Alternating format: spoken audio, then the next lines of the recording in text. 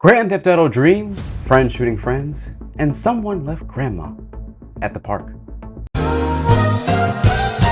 All that and more on another fine episode of The Florida Files.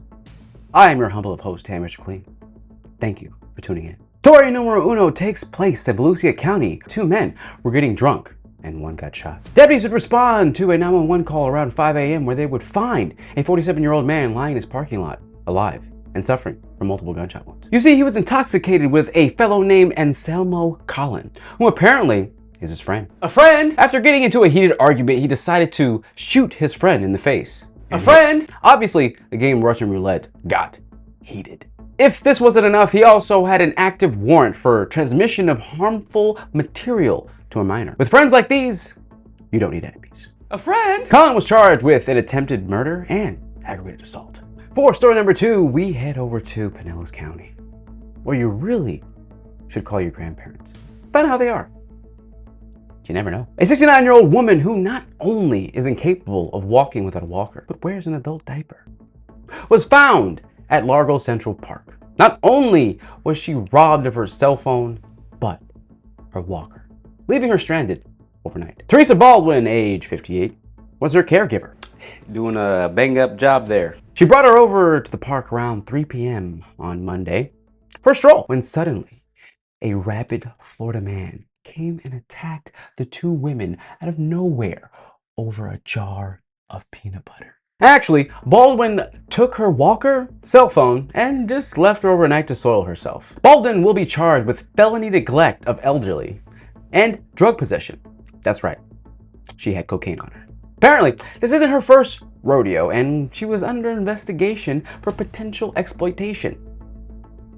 So this could have been avoided. For story number 3, we have to remind everyone, show love to the children, for they are our future. Orange County deputies responded to an Advent Health in East Orlando. 2 4-year-old boys came in with gunshot wounds. I know. Kishara Goodrum was cooking for her 5 children while the father, Maurice Bright, was cooking on the grill. This is when they both heard the weapon go off.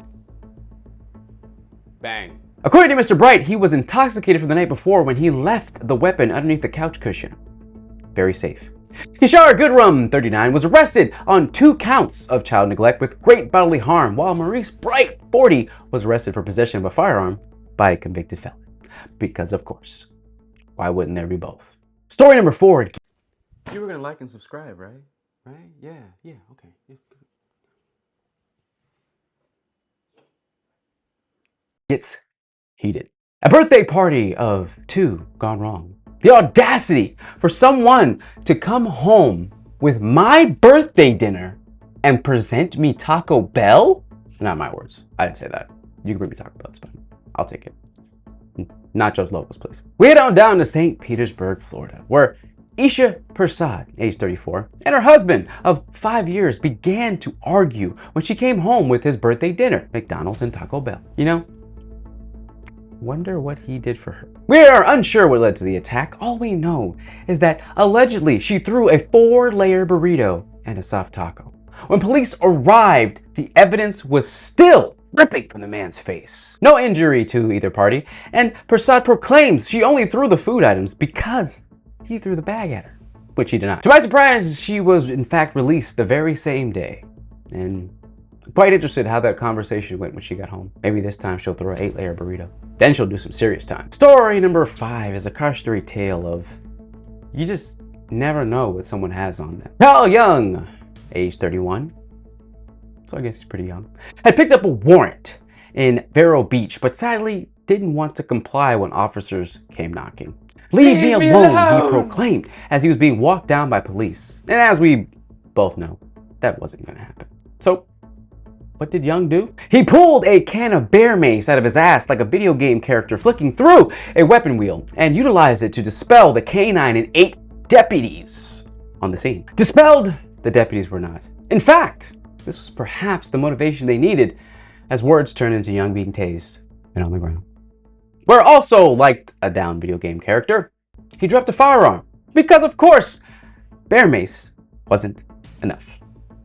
And neither was 1 count of battery because he got 8 for all the deputies he sprayed with his mace. along with resisting an officer with violence. Not to mention the warrant, but semantics.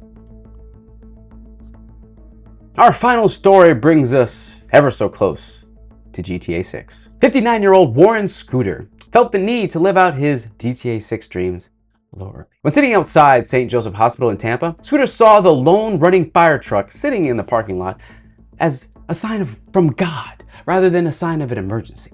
Once he got inside, he quickly collided with another vehicle. But don't you worry, he didn't get too far before officers finally surrounded. Grand Theft Auto and hit and run. I do hope you enjoyed that small taste of Florida. Come back soon. Welcome to the Florida Files.